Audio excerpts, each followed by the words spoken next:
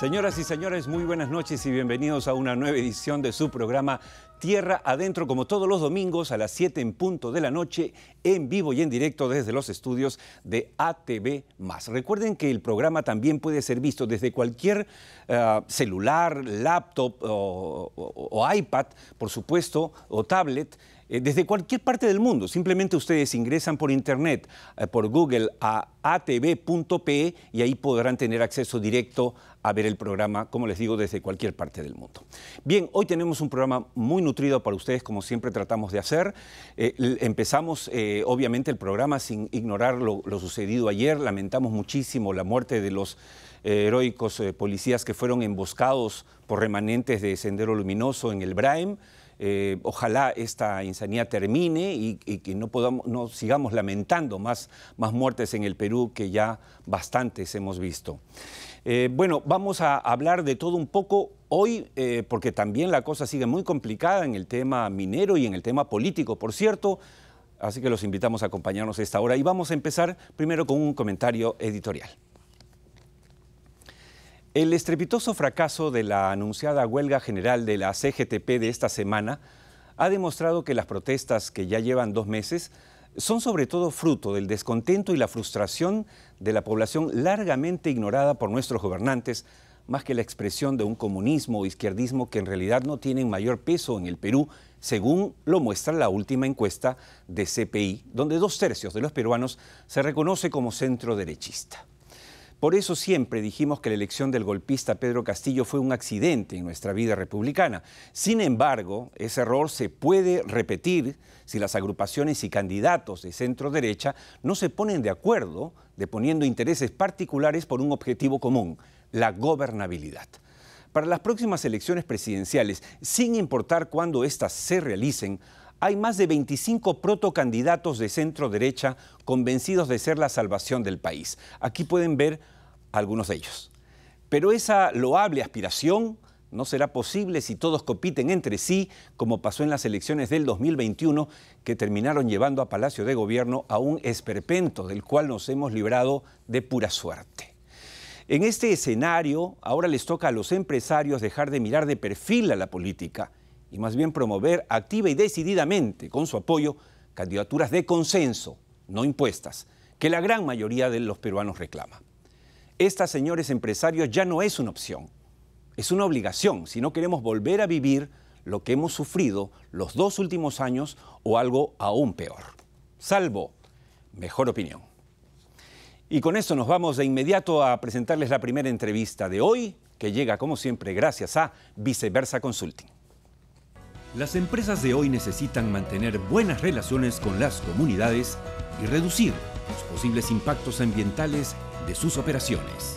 Por eso y para eso, desde hace 22 años, Viceversa Consulting gerencia soluciones. Siempre es un gusto tener en el estudio a un político de los que uno realmente mira con respeto, con aprecio.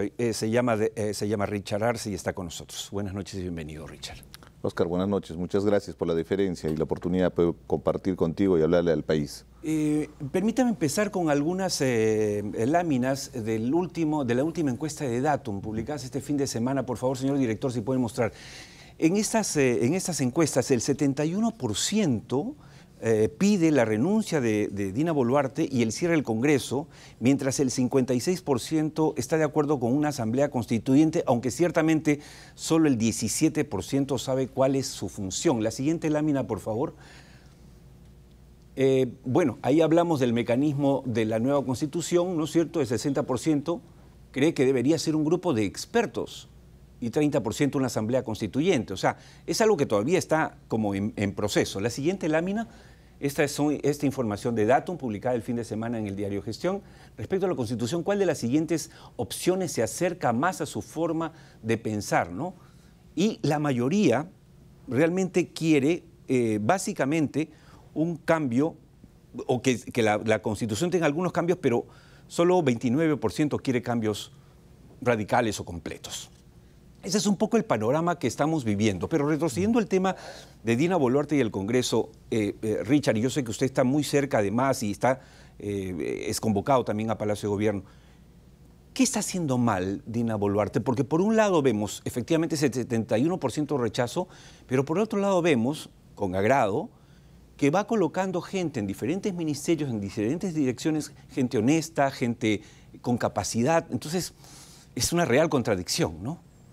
No, pero hay una cuestión objetiva, Óscar, que es que más que las manifestaciones y las protestas que se dan en el país, muchas de ellas con un trasfondo totalmente legítimo, en eso quisiera aclarar, porque si las comunidades, los caseríos, los centros poblados, distritos de ese otro Perú tradicionalmente excluido el día de hoy salen a las calles para hacerse escuchar, es porque hay un Estado ausente, que tenemos un problema bastante serio de fracturas sociales. Eso también lo registra y de ausencia de Estado, definitivamente, sí, claro, que el día de hoy se canalizan en un tema político, ¿no? Entonces, eso es muy importante poner sobre el tapete porque ahí entra a colación el siguiente punto. En la calle la gente lo que está pidiendo es la renuncia inmediata de la presidenta, están pidiendo la disolución del Congreso. Y si tenemos cierta sintonía, más aún con las encuestas que se están dándose, la salida es que se vayan todos. Pero ¿cómo se tiene que hacer esto de que se vayan todos? Tenemos que hacerlo de manera ordenada, con el adelanto de las elecciones, pero que se tiene que no aprobar. Se va nadie, Richard. No, por supuesto, el Congreso de la República. Ni la presidenta ni el Congreso. Pero a lo que voy es que, las cosas. objetivamente, la responsabilidad para promover el adelanto de elecciones recae estrictamente en el Congreso de la República. Pero hemos sido testigos durante estas semanas de los pretextos, porque cada uno de los argumentos que daba la extrema derecha y también la extrema izquierda, que inclusive utilizaba como bandera la Asamblea Constituyente para no votar por el adelanto de elecciones, Óscar, es simple pretexto. No quieren irse. Los congresistas han llegado a un consenso. Sí, por fin se pusieron de acuerdo. ¿Y cuál es? No irse, quedarse si es posible lo más que puedan hasta 2026. Quieren alargar su agonía. Ahora, lo cierto y es hay que una los indolencia asiste la frente. ley. No, es pero terrible, ¿no? Porque, pero, claro, a ver, yo me pongo en el otro lado, de abogado del diablo, literalmente, para defender a los congresistas. Yo, congresista, digo, oye, me eligieron por 5 años, ¿por qué tengo que irme? Porque una encuesta dice que me vaya. Porque no fuiste capaz, vamos a tener congresos cada año porque la encuesta me dice que me vaya. No, porque no fuiste capaz de cumplir tu responsabilidad para el cual fuiste elegido. Durante 17 meses tuviste un gobierno con claros indicios de corrupción. Y ahí está ese ministro Silva que ahora está asilado en Venezuela y recibe $5.000 del Estado venezolano, mientras que vemos a sus connacionales venezolanos acá en la calle pidiendo limosna. Esa es la desgracia de lo que ha significado Venezuela. Hubo corrupción y el Congreso no actuó como le correspondía teniendo los mecanismos constitucionales. Más aún, inclusive festejaron el día de la vacancia de Pedro Castillo, que correspondía. Esa foto era patética. ¿Pero qué festejaban, Óscar? ¿Qué festejaban? ¿Ellos han hecho absolutamente algo?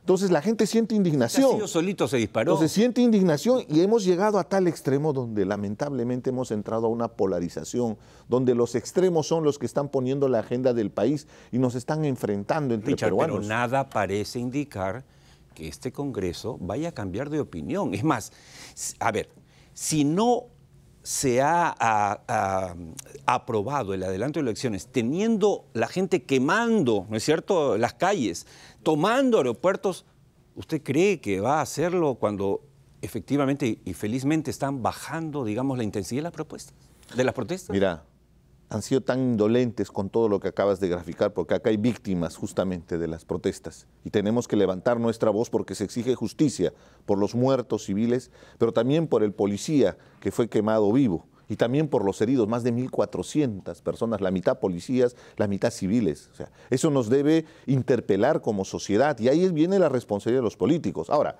soy consciente, he sido congresista, yo he vivido un proceso donde teníamos que cerrar un congreso y yo participé activamente en ese cierre de ese Congreso, porque evidentemente ante la anomia, la incapacidad funcional de un Congreso que más estaba en esa época avalando inclusive organizaciones criminales como los Cuellos Blancos, teníamos que cerrarlo.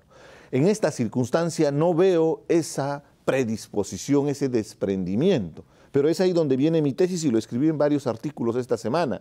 Tiene que haber presión.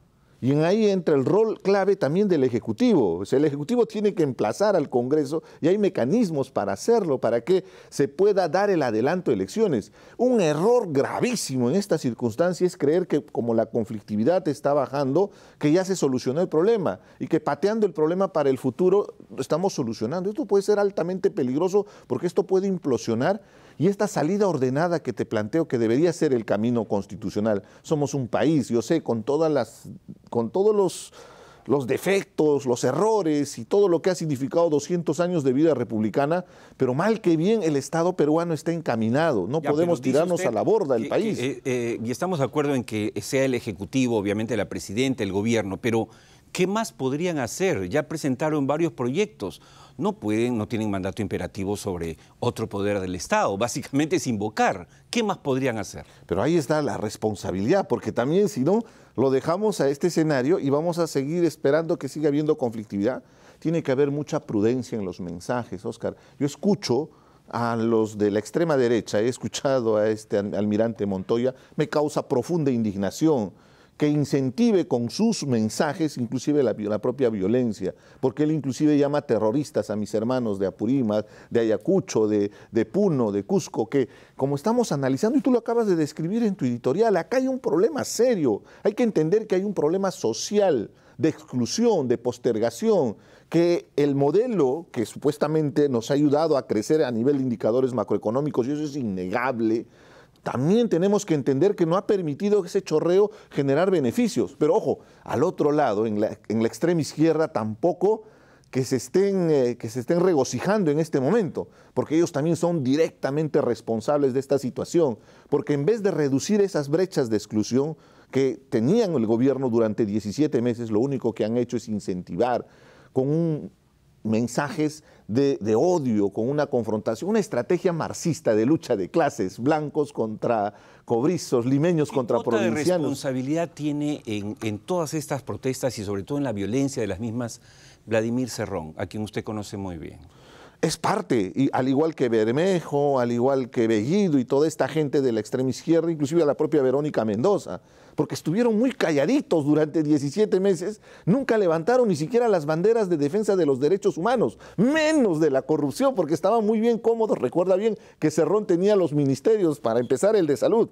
Claro. La señora congresista Kelly Portalatino, ¿qué mérito tenía para ser ministra de Salud? Más que ser allegada a Vladimir Cerrón. O debe recordarse de la agüita racimada, ¿no? O el otro ministro que le compraba departamentos a la querida, ¿no? O sea, disculpa que entremos a un tema hasta burdo, pero no hay que olvidar lo que ha sucedido. Entonces, en esta circunstancia, ellos tienen una gran responsabilidad. Entonces, tenemos que buscar una estrategia más ponderada, más mesurada, porque si te das cuenta, los extremos son los que están generando este ambiente de conflictividad. Felizmente, como lo comentábamos al inicio en el comentario editorial, esta huelga general pomposamente ya convocada por CGTP ha sido un fracaso absoluto, lo cual quiere decir que efectivamente la ultraizquierda no tiene el apoyo que quiere tener, que ya quisiera tener Cerrón, ¿no es cierto? Y que lo que hay en realidad es una protesta, una indignación que se ha ido acumulando en el tiempo. Yo tengo otra lectura, es lo siguiente, hay una protesta legítima, la gente se manifiesta,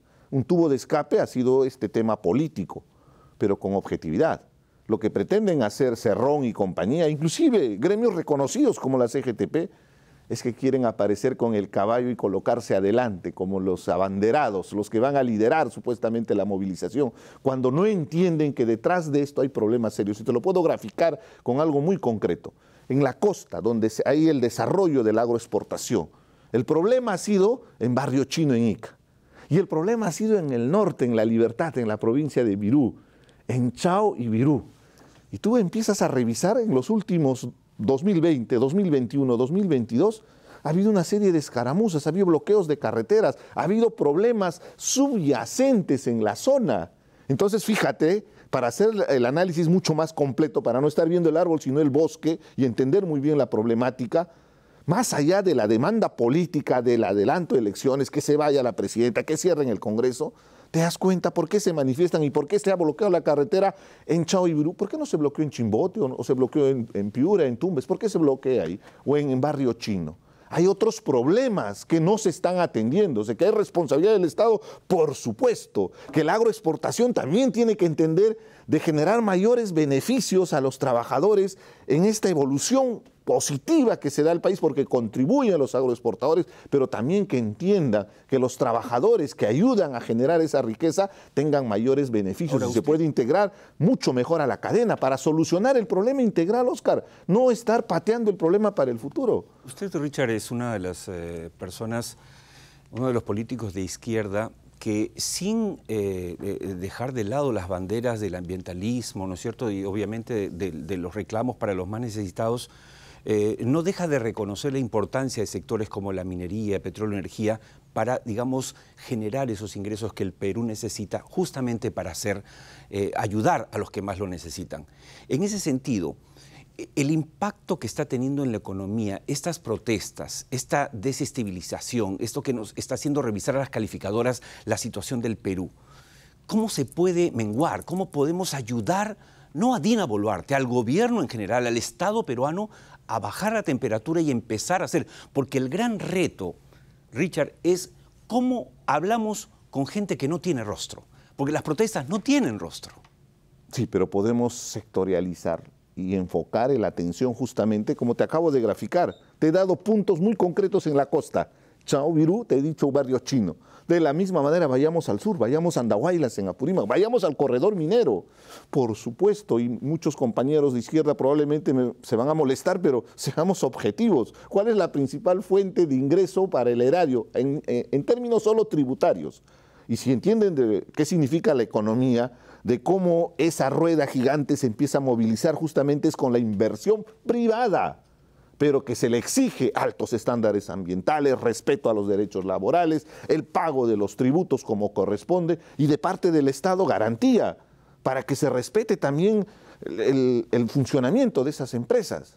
Entonces, si entendemos con esa visión, vamos a poder recuperar, pero te estarás dando cuenta que en esta circunstancia los principales afectados, para empezar, es el turismo. Así es. Cusco, Machu Picchu está cerrado. En el corredor sur, olvídese el momento de las empresas. Los proveedores son la cadena de pagos de proveedores que están sufriendo tremendamente porque no pueden atender, no pueden llevar avituallamiento, repuestos, etcétera, a las grandes empresas, y eso es afectar a los más pobres en realidad, ¿no? Porque al final, cuando no funciona esa rueda de la economía que genera, por ejemplo, toda una cadena de comercialización, toda una cadena de valor que subcontrata los servicios de proveedores de diferente índole, eso ayuda a movilizar la economía. Cuando se para esa rueda, la afectación viene en cadena, es un efecto dominó, y eso afecta directamente a ese ciudadano de a pie que está buscando trabajo. Muy aterrizado. ¿Qué se puede hacer, por ejemplo, en el corredor sur, que es importantísimo?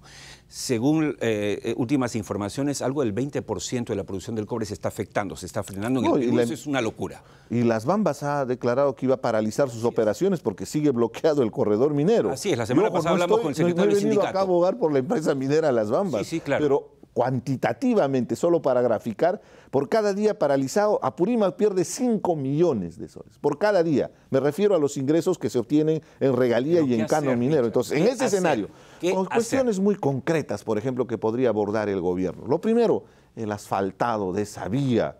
Es una cuestión inmediata. Y ahora con visión a futuro, si tenemos esos 3 grandes proyectos, tenemos Las Bambas, tenemos Jadba y tenemos Antapacay, y se tiene en cartera más de 12.000 millones de dólares en Apurímac, solo en Apurímac, y en el Cusco también, ¿por qué no de una vez por todas tomamos la decisión política de hacer el desarrollo ferroviario? Que alguien podría decir, estás favoreciendo a las empresas. No, con ese desarrollo ferroviario podemos desarrollar la propia economía de Apurímac. El solo hecho desde el transporte de personas, el tema del turismo, que podríamos integrarlo tranquilamente, porque te habrás dado cuenta que el corredor minero, si bien es cierto, está en las provincias altas, pero está muy cerca del Cusco, y podríamos integrar ese ferrocarril, y esa es la lógica del desarrollo. Ahora, hay compromisos pendientes de parte de las empresas mineras, hay compromisos pendientes de parte del Estado, hay unas indemnizaciones que se tiene que pagar a las comunidades por uso de vía, que tanto Vizcarra, Sagasti, Castillo, el hombre que fue al corredor minero ofreciendo la nacionalización, ese es el tema, pues ha jugado con las expectativas de la gente, pero Castillo, inclusive el gobierno actual, se entiende por todos los problemas que hay, pero no están atendiendo la indemnización por el uso de vía. Entonces, solucionemos esos pequeños problemas que a la larga es un caldo de cultivo para una mayor confrontación. Y por eso te hacía el gráfico para que se pueda ver el tema de la costa. Ahora hemos agarrado el corredor minero y si vamos a Madre de Dios vamos a encontrar el problema de la Pampa con la minería ilegal, donde inclusive trata de personas, hay prostitución, tierra de nadie. Estamos en el viejo oeste. Entonces, Richard, eso no ¿por qué no se aborda con responsabilidad? Un gobierno de transición como es este. No, pero hay que tomar decisiones, acciones tampoco, ahora, porque tengo un periodo corto. Usted ha hablado en persona con Dina Boluarte. ¿Cómo ve Dina Boluarte esta situación? Sí, es muy importante hacer esa precisión porque también se teje un montón de versiones. Creo que más allá de participar activamente en el Twitter y como ciudadanos participar en un medio de comunicación, ante la gentil invitación, yo lo digo gentil porque es muy importante que la autoridad escuche a otras personas. Yo asistí y le pude expresar mi punto de vista y también algunas propuestas alternativas para la gestión del conflicto, sobre todo entendiendo cuál es la problemática subyacente que existe. Ahora, uno les puede presentar una propuesta, al final el gobierno, el premier toman la decisión y es lo que estamos viendo, y que evidentemente ahí no está funcionando la estrategia, seamos objetivos, acá no se ha solucionado el problema. ¿Quiere dialogar? O sea, él, cuando uno lo ve en los medios, él menciona que ha estado durante una gestión que ha estado propiciando el diálogo, pero hay que ser muy prudente con los mensajes triunfalistas, mensajes de confrontación. Es como en un ambiente encrispado donde tengamos diferencias. Viene alguien y en vez de amainar la responsabilidad que podamos tener, echas combustible al fuego, vamos a terminar en confrontación. Yo exhorto a la prudencia en los mensajes porque ellos son autoridades y de la misma manera en el Congreso. Pero ya sabemos, la mayoría de congresistas no quiere irse y está jugando en contra de los intereses del país. En ese escenario lo que nos corresponde evidentemente es hacer presión ciudadana y de parte del Ejecutivo ellos sí tienen mecanismos constitucionales para que se dé el adelanto de elecciones. Han ampliado la legislatura, tienen una semana más. A ver, vamos a ver si se ponen de acuerdo y por fin definen el adelanto de elecciones, porque esto sería una especie de válvula de escape para que nos ayude a salir de este terrible entrampamiento en el que está sumido. Ojo, eso no significa borrón ni cuenta nueva, que quede bien claro, acá hay responsabilidad penal por todas las víctimas y también hay responsabilidad política que se tiene que asumir frente a esta circunstancia, porque ojo, hemos tenido también muy perversos, ¿no? Sectores supuestamente defensores de derechos humanos que levantan las banderas cuando es un sector el que es afectado, pero cuando es el otro no dicen absolutamente nada. Parece que estuviéramos entre barras bravas, ¿no? La ley para todos, para todos. No, y los derechos humanos son principios. Cualquier hombre de izquierda, de derecha, creo que va a coincidir abiertamente que hay principios elementales de convivencia, el respeto irrestricto a los derechos humanos, la democracia. O sea, no podríamos nosotros avalar cualquier intromisión que no fuera democrática. Por eso también mi posición crítica con lo que expresa el presidente López Obrador en México y el presidente Gustavo Petro en Colombia, ¿no? Porque es totalmente distorsionada. No, pero es una distorsión de la realidad. Sí, por a mí me gustaría que pongan ese énfasis con lo que sucede en Nicaragua, ¿no? Que lo que sucede en Cuba, o sea, que seamos objetivos y responsables y con eso no estamos avalando o estamos defendiendo las responsabilidades que pueda tener el gobierno. Pan y al vino vino. Exactamente. Richard, ya nos ganó el tiempo, le agradezco mucho, como siempre, la claridad con la que usted enfoca estos temas. Ese es el tipo de políticos que necesitamos, que sepan diferenciar la paja del trigo. Nadie es totalmente bueno ni totalmente malo. No es, todos los de la izquierda no son buenos y los de derecha son malos, ni viceversa, ¿no es cierto? Todos tenemos que ayudar a que el país salga adelante y este programa, lo que intenta es ser una tribuna justamente para ese encuentro. Así que es muy importante que entendamos que todos y todas somos peruanos y tenemos que buscar el gran objetivo que es la paz social. En este momento de dolor, después de haber visto esas imágenes de policías asesinados por la demencia de narcoterroristas, gente que son mercenarios del narcotráfico, que nos llame la atención, después de haber visto toda la conflictividad, para entender que el gran objetivo que tenemos que trabajar todos juntos es la paz social. Creo que esa es la gran tarea y contribuyamos a eso, más allá de nuestras profundas diferencias, pero al final todos y todas somos peruanos. De acuerdo. Muchas gracias, Richard. Muchas gracias por su presencia. Quédese conmigo. Nos vamos de inmediato a la primera pausa del programa con nuestro segmento, nuevo segmento Palabra de Consultor, siempre con un tip de interés para ustedes. Nos vamos a comercial y regresamos con mucho más. No se muevan de tierra adentro en ATV+. Ejecutivos, es decir, no necesito redes sociales, soy lo suficientemente conocido. Un gran error. Solo hay una oportunidad para tener una primera impresión y esto suele pasar en las redes sociales. No solo para las áreas de recursos humanos, sino también los periodistas, quienes investigan quién va a estar al otro lado en una entrevista. Sin redes sociales, simplemente no existes para los nativos digitales. Bien amigos, seguimos entonces ahora con Tierra Adentro, el segundo bloque. De inmediato vamos a conversar con dos expertos para analizar el tema de los combustibles, del petróleo, que es un tema que nos está preocupando mucho y que debe preocuparnos absolutamente a todos los peruanos. ¿Quién se mueve? Dios mío, si usted toma un bus, necesita combustibles. Si usted tiene su auto, necesita combustibles. Para prender las luces, necesitamos combustible. O sea, no hay modo de vivir sin combustible. De eso vamos a hablar ahora. Debo recordarles, como todos los domingos, que nosotros tenemos el programa también en YouTube. O sea, después de que se emite el programa, al día siguiente siempre estamos colgando íntegramente toda la edición de Tierra Adentro, pero también algunos segmentos en particular para que ustedes puedan acceder con mucha facilidad. Así que los invitamos a seguirnos en YouTube, suscríbanse, no cuesta por supuesto, pero además tienen información muy útil para ustedes. Bien, ahora nos vamos a presentar de inmediato el comité de crisis de hoy, que llega gracias a Lavalier.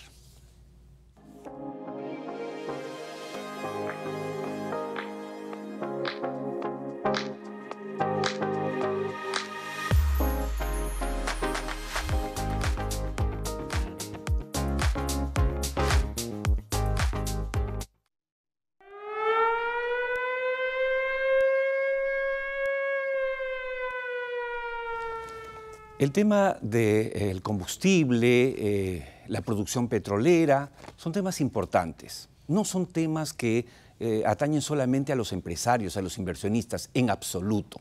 Y este programa por eso se llama el primer programa de las industrias extractivas con rostro social, porque nos preocupamos de cómo esto afecta a la gente, al peruano de a pie.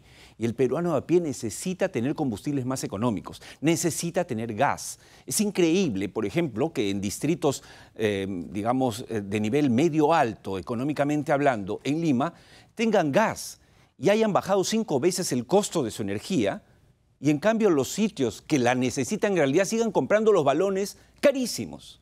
Esas son contradicciones del Perú que tienen que terminar. Y por eso hemos invitado hoy a dos expertos para hablar del tema de la producción petrolera y la inversión, que es tan importante para el desarrollo, el crecimiento de nuestro país. Están con nosotros Ronald Egusquiza, experto petrolero, un hombre con muchos años de experiencia en el sector, y el economista Carlos González, también otro experto y protagonista de muchos eventos sobre petróleo, donde expone ciertamente despertando mucho interés en los asistentes. Señores, buenas noches y bienvenidos al programa. Vamos a hablar de la reactivación petrolera, si esta es posible. Quisiera empezar con la ayuda de Carlos González, preguntándoles cuál es la foto actual de la producción petrolera en el Perú y qué la explica. Bueno, la foto... Hola, Oscar, gracias por la invitación. Buenas noches a todos tus televidentes. La foto en realidad es dramática porque más que nada en petróleo que en gas. Gas tenemos y tenemos para una buena cantidad de tiempo, sobre todo recordando que el lote 88 tiene sus reservas comprometidas para el mercado interno. El problema, nuestro drama es el petróleo. En este momento estamos produciendo menos de 40.000 barriles, la producción de enero ha sido 35.000 barriles. Hay una lámina, señor director, que puede mostrar, por favor, que es de Enercónsul justamente, sí, que nos va a ayudar a graficar. Esa. En el mes de enero hemos producido 35.000 barriles. Es caída libre, Carlos. Es caída libre totalmente. Y estamos consumiendo más de 250.000 barriles entre petróleo y derivados. La única forma de poder subir la producción es aumentando reservas también. Y no hemos hecho la tarea. En los últimos 3 años hemos perforado 2 pozos exploratorios. Los colombianos se preocupan porque han perforado 40 o 50 pozos, sí, y nosotros hemos perforado 2 pozos exploratorios. En los últimos 3 años hemos hecho 260 kilómetros de sísmica. O sea, nada. No estamos haciendo absolutamente nada. Si uno pregunta, por ejemplo, en la Selva Sur, donde es una zona de filiación gasífera, ¿cuántos lotes de exploración hay? No hay ninguno. En estos momentos, a nivel nacional, tenemos 31 contratos, 6 de los cuales son contratos de exploración, y los 6 están en fuerza mayor. O sea, no tenemos exploración absolutamente. De los 25 contratos que están en producción, solo 11 producen petróleo. Entonces, nunca hemos estado tan mal. Peor no podemos estar. Pero esto no viene de ayer. No, y esto es viene lo que de hace años. Esa es la desidia de 20 años. Exacto. Hemos tenido buenos ministros, hemos tenido buenas direcciones en Perú Petro, pero no hemos tenido sintonía entre el Poder Legislativo, el Poder Ejecutivo, entre las entidades. Esta vez yo creo que es la primera vez que coinciden un presidente en Petroperú, una presidenta en Perú Petro y un ministro que son petroleros. Exacto. Y ojalá que esa sintonía goce del respaldo político. Justo la semana pasada tuvimos aquí al ministro, que es un hombre que viene de las canteras de Petroperú. Claro. Está Isabel Tafur en Perú Petro, que conoce y ha sido gerente antes de y Carlos Vives y Carlos Vives. Mira, para que te hagas una idea, la última vez que en el Perú se hizo algo para incentivar la inversión petrolera fue en el año 2003, que en el Ejecutivo se dio un decreto supremo, el 017, que puso las regalías competitivas con las de la región. Ronald fue uno de los impulsores de esa disposición. Estaba en Perú. Cuando él estaba en Perú Petro. Así es. Y la otra fue la ley de reservas marginales. Desde el 2003 no se ha vuelto a dar ninguna ley promotora de la inversión. La ley de hidrocarburos que se estaba discutiendo en el gobierno de Vizcarra se perdió. Se perdió. Entre las caídas, vacancias y demás. Exacto. Entonces, eso es desgraciadamente lo que está recibiendo la nueva administración del Ministerio de Energía y Minas y de Perú Petro. Déjame preguntarle a Ronald lo siguiente. Ronald, en los últimos 22 años, el Perú ha crecido como nunca, ciertamente, ¿no? Somos realmente hoy, a pesar de todo, la envidia de Latinoamérica. Somos el segundo país con mayor crecimiento, con menor inflación, con mayor crecimiento de reservas netas, etc. Y el petróleo no ha ido en contra. Es quizá el único sector que ha ido en una dirección contraria al crecimiento. ¿Por qué? Gracias por la invitación, Oscar. Es complicado, difícil de entender cómo es que el país ha ido creciendo, ¿no? Pero el sector petrolero, en lugar de avanzar, ha estado cada vez restringiéndose más.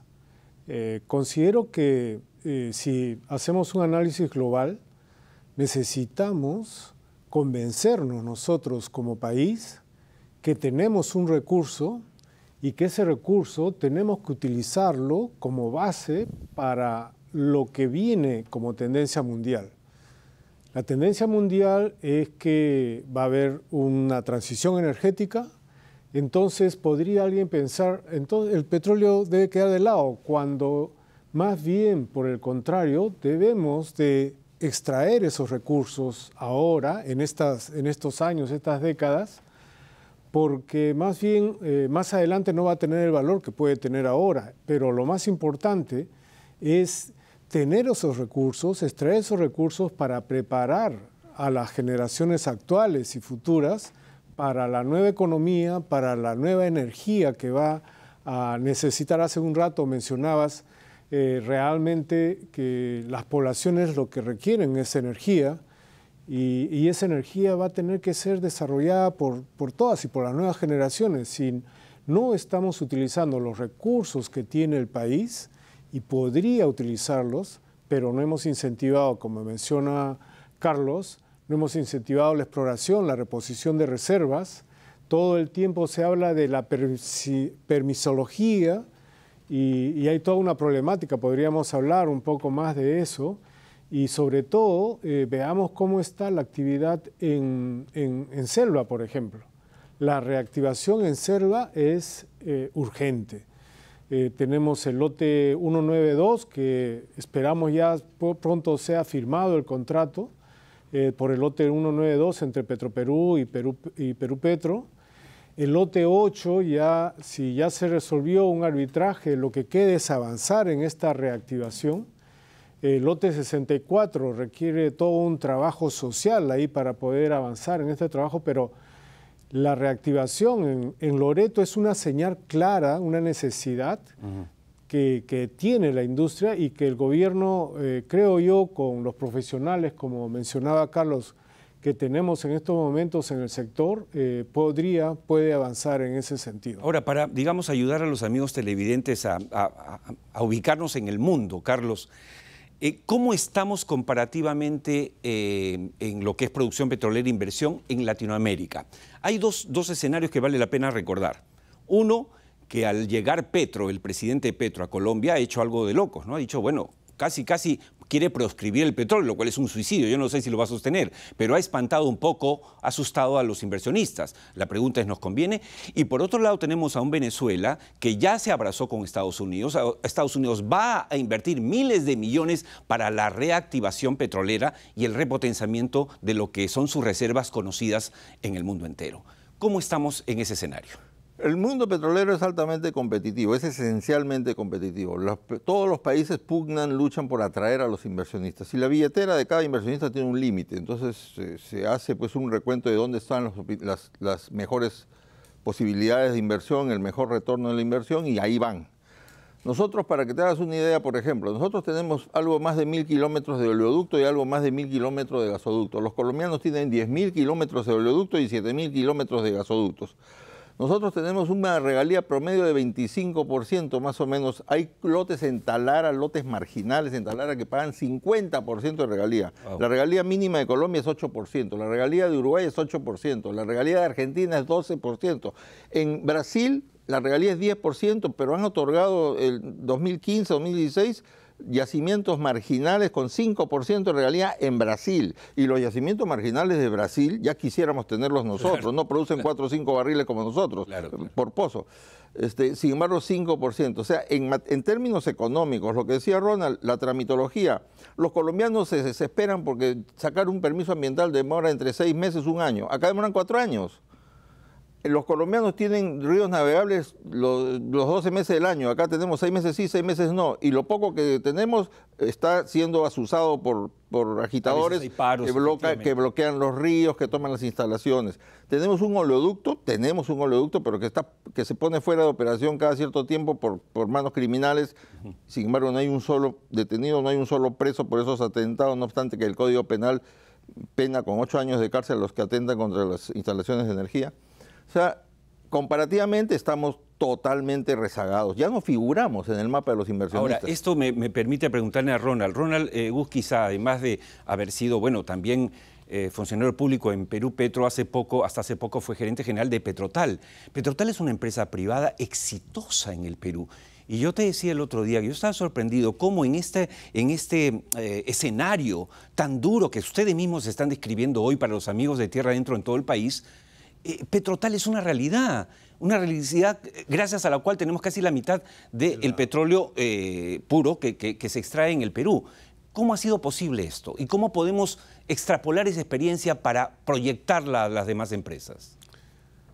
Yo considero que el éxito de Petrotal se debe al convencimiento que ha tenido la dirección de Petrotal en un proyecto liderado, operado por peruanos, demostrar que se tiene la capacidad para desarrollarlo y sobre todo tener un enfoque socioambiental importante, que es una muestra de la tendencia que tiene la industria en general en estos momentos de enfocarnos no solamente en el aspecto económico, sino también en el aspecto ambiental y social, lo que se conoce como las economías triples que permiten focalizarnos en proyectos que no solamente tengan una sostenibilidad como esquema de trabajo, sino también como una proyección hacia el futuro. De lo contrario, la industria en general no tendría cabida dentro de 30 o 50 años.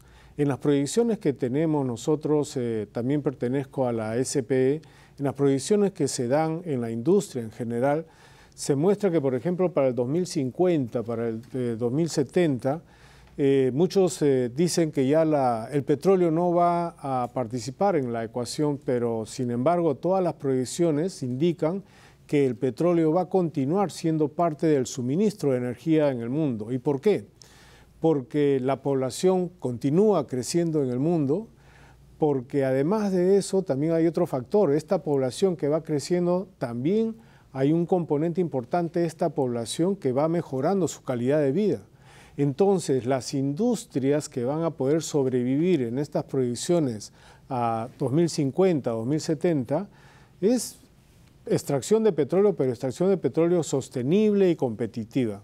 Ese es el esquema que, regresando al punto inicial, ¿por qué crees que ha habido éxito en esta empresa liderada por peruanos, por el convencimiento que tienen, pero también porque sí en este esquema de competitividad dentro de lo que es la industria extractiva?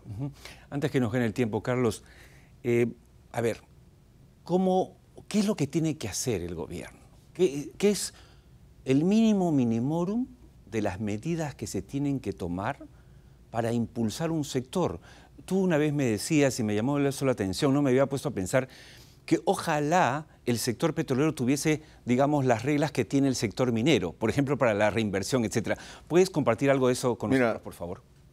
La ambición, de repente, la modificación más ambiciosa que podríamos nosotros pedir es la modificación de la Ley Orgánica de Hidrocarburos y buscar lo que hicieron los colombianos en 2008 de cambiar su plazo de contratos al límite económico. O sea, en Colombia los contratos son como las concesiones mineras en el Perú a plazo indefinido. Se van renovando de 10 años en 10 años siempre y cuando se compromete inversión. Entonces, con esa tranquilidad el inversionista sabe que no se va a ir y sigue invirtiendo hasta el límite económico. Acá, en cambio, están al susto. Acá no, acá llegas al año 23, 24, paras la inversión porque sabes que tu contrato se termina a los 30 años. Las concesiones mineras y las concesiones eléctricas acá son exitosas porque son a plazo indefinido. Lo primero que se tiene que hacer, eso sí, como la tarea es una tarea compartida, Ejecutivo, Legislativo y el propio Perú Petro. Lo primero que tiene que hacer el Legislativo es modificar la ley de canon. Actualmente la ley de canon tiene un error garrafal que ha convertido el canon en una barrera para la inversión. El canon petrolero debe homologarse con el canon de gas. Los dos deben estar en función de la regalía y el impuesto, y no como es el canon petrolero que está en función del valor bruto de la producción, como si el Estado recibiera el valor de la producción. Eso es falso. La Constitución dice que las regiones participan de los ingresos del Estado y lo que recibe el Estado es regalías e impuestos. Eso es lo primero que debería hacer el Congreso. A nivel del y además lo que te decía, la Ley Orgánica de Hidrocarburos. A nivel del Ejecutivo se tienen que revisar reglamentos. Revisar el reglamento de regalía y retribución para hacer competitivo el sistema de regalías con lo que está, como mencionamos hace un rato, todas las regalías. ¿Tú sabes cuánto es la regalía en Cuba?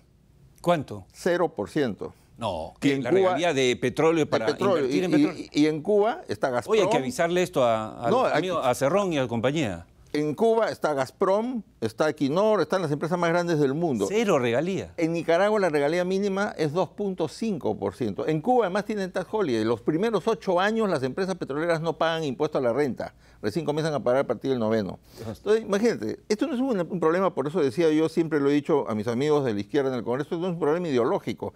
Porque si fuera ideológico y tú quieres hacer algo de política petrolera izquierdista, copiemos pues el modelo cubano y el modelo nicaragüense. Claro. Y quedamos felices. Claro. El problema es que a nivel del Ejecutivo se tiene que modificar el reglamento de regalía, el reglamento de actividades de exploración y explotación, el reglamento de estabilidad tributaria. Y a nivel de Perú Petro, nada de eso vamos a conseguir si es que no fortalecemos Perú Petro.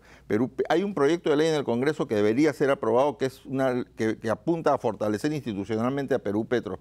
Si eso lo logramos, yo creo que por lo menos vamos a dejar encaminado el sector para lograr mejores cosas, porque ahorita como estamos mal, realmente mal. Ronald, para terminar, como exfuncionario de Perú Petro, ¿tienes esperanzas en que Perú Petro tenga las fortalezas como para emprender lo que nos ha mostrado ahora, nos ha comentado Carlos? Bueno, somos optimistas.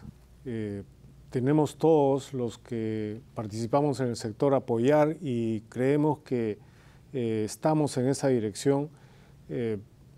Yo quisiera más bien tocar el tema de los permisos que tanto se habla, ¿no? Como una de las barreras que... Muy puntual, por favor. Una de las barreras que se presentan, porque se habla de ventanilla única, solucionar, reducir los trámites, los pasos, etcétera, etcétera. Solamente un concepto que creo que es importante difundirlo. El gran problema que tenemos nosotros en el país por el tema de los permisos es que, si bien es cierto, tenemos una entidad como SENACE, tenemos entidades que cumplen su función, lo que sucede es que cada una de estas entidades luego emiten o envían los reportes o los informes a cada una de las áreas o sectores del Estado especializado. Y lo que sucede es que cada uno de estos sectores tiene normativas totalmente desconectadas sí, pues, del objetivo central. Es decir, que cada una de estas entidades toma ese expediente independiente del proyecto en general, y por ello es que no se percibe el sentido de la necesidad de urgencia, las demoras, y eso hace que no tengamos una visión en conjunto para solucionar, por ejemplo, este tema de los permisos, que forma parte de toda la problemática para el desarrollo de la industria. Muchas gracias a los dos. Carlos, este jueves ustedes van a estar en Iquitos en un evento. Sí, y yo quería mencionar justamente, el domingo pasado tú tuviste al ministro acá, sí, y ha despertado mucha expectativa el anuncio que hizo el ministro sobre su asistencia en este foro. Dijo que iba a ir. Que tú le preguntaste si iba a ir. El foro se llama Reactivación Petrolera en la región Loreto. Es en Iquitos. En Iquitos, el 16 y el 17. Ronald va a ser expositor, yo voy a ser expositor, va a estar presente el ministro, va a estar varios exfuncionarios y funcionarios de la actividad petrolera. Hay que hablar de este tema, por eso los hemos invitado. Hay que seguir difundiendo, y yo más bien te agradezco, Oscar, porque estos programas, el tuyo trata esto con seriedad, el tema de energético con seriedad, y es un contrapeso a las barbaridades que se dicen en las redes sociales, ¿no? Por eso nosotros como sector petrolero te lo agradecemos. Tratamos, por eso invitamos a gente como ustedes. Muchas gracias. Gracias. Nos vamos rápido, me están haciendo señas. Nos vamos al último corte y regresamos con mucho más en la parte final de Tierra Adentro.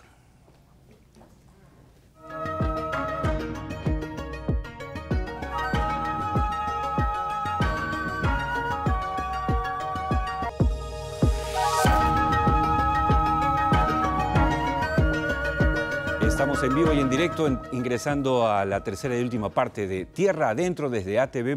Nos vamos de inmediato hasta Nueva York, como siempre, como todos los domingos, con José González, para el segmento Desde Wall Street, que llega gracias a GSG Advisors. GSG Advisors, financiamiento para proyectos mineros. Capital para ampliación de operaciones. Portafolios de inversión del sistema financiero norteamericano. GSG Advisors. En Norteamérica, pensando en el Perú.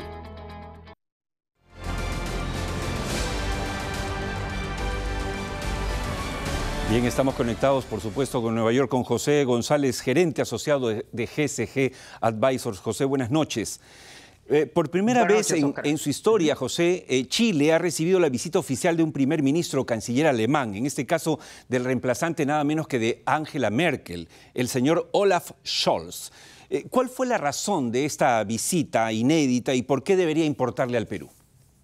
Scholz estuvo en Chile y Argentina en una misión que es central para Europa y Alemania, en función de que se está buscando asegurarse el suministro de litio para la renovación de la flota automovilística alemana. Chile hoy es el mayor productor de litio en el triángulo de litio. Bolivia tiene las mayores reservas, pero Chile es el que más produce. Y la mayor parte de esa producción va a China. Alemania se suma con esta visita y Europa a la competencia por los minerales críticos de la que ya participan en América Latina, China y los Estados Unidos. Y hay un cambio de política. Alemania en el pasado había confiado en los mercados y había derivado la explotación y refinación de metales en los mercados emergentes por temas de eficiencia, cuestiones medioambientales. Y hoy día se involucra directamente. Scholz habló en su visita de que Alemania estaría dispuesta a financiar producción pagadera con minerales, que por otro lado podría participar en inversión en minas e incluso consideraría la creación de capacidad de refinación propia en territorio latinoamericano.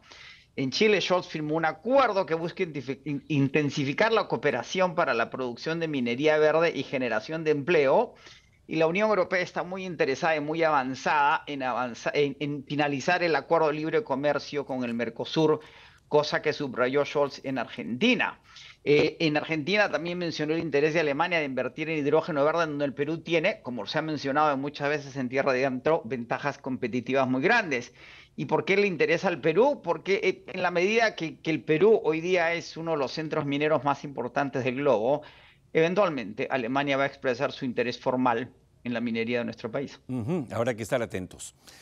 A pesar de que el año pasado, cuando además resumimos un poco el año económico contigo en el programa, digamos, había cierto pesimismo en el mundo sobre el crecimiento, al parecer China está sorprendiendo nuevamente con un crecimiento que incluso ha hecho que el Fondo Monetario Internacional, digamos, muestre una mejor cara sobre lo que sería el crecimiento mundial de la economía. ¿Qué explica esta situación, José? Según el Financial Times, Oscar, todas las impresiones y las proyecciones empezaron a cambiar en la reunión de Davos en enero. 3 temas que se discutieron en Davos y por qué las proyecciones de crecimiento podrían mejorar este año de lo que se esperaba a fines del año pasado. El fin de las políticas COVID-0 en China, la caída de un 80% en los precios del gas, es decir, habían subido 400%, cayeron 80%, solo están 20% por encima de lo que estaban antes de la invasión en Ucrania, lo cual cumple un año en pocas semanas, y la aprobación de la ley contra inflación en Estados Unidos, que implica una gran inversión en infraestructura en el país que alentaría ese crecimiento. Asistió a Davos el vicepremier chino Liu He, que es el encargado del tema económico en el gobierno chino, y proyectó un crecimiento de 5.5% en China en el 23 comparado al 3% del 2022. El Fondo Monetario Internacional acaba de aumentar sus perspectivas de crecimiento para China al 5.2% y el Banco Mundial señala que va a ser del 4.6%. Con estas proyecciones, el Fondo Monetario Internacional ha mejorado su crecimiento para este año en 0.2%, con una recuperación del crecimiento en el año 23, con una corrección al 2.9% comparado al 3.4% que crecimos el año pasado y un crecimiento del 3.1% en el año 24. Sigue por debajo del 3.8% promedio anual, pero ya se puede hablar de una cierta recuperación pospandémica. Sigue pesando en las dinámicas de crecimiento las tasas de interés, lo que podría significar el fin del cero COVID en China, las infecciones generales, y si eso tendría implicancia en las cadenas de suministro y los continuos riesgos vinculados a la guerra en Ucrania, que se reactiva en las próximas semanas con el fin del invierno. Lo positivo de estas dinámicas para el sector minero es que las economías que menos crecen, que son las desarrolladas, pero las que tienen el mayor músculo financiero, pueden y tienen que invertir en la renovación energética, y las economías que más crecen, que tienen que invertir en materias primas, siguen siendo las economías emergentes. Solo China e India representan más o menos la mitad del crecimiento global este año. Perfecto. Ojalá que esto signifique que el fantasma de la recesión del cual hablamos el año pasado se aleje. Muchas gracias y hasta el próximo domingo, José. Encantado siempre. Y bueno, esto ha sido todo por hoy, amigos, en esta edición del programa. Déjenme presentarles nuestra frase de hoy, de Claude Lévi-Strauss. Sabio no es quien proporciona las respuestas verdaderas, sino quien formula las preguntas verdaderas. Es lo que tratamos de hacer modestamente en este programa, plantear preguntas para encontrar respuestas juntos. Esto ha sido todo por hoy. Muchas gracias. Oscar Díaz les agradece su compañía sinceramente y los invitamos el próximo domingo a la misma hora, 7 en punto de la noche, en este su programa Tierra Adentro, en este su canal ATV+. Hasta el próximo domingo, si Dios quiere.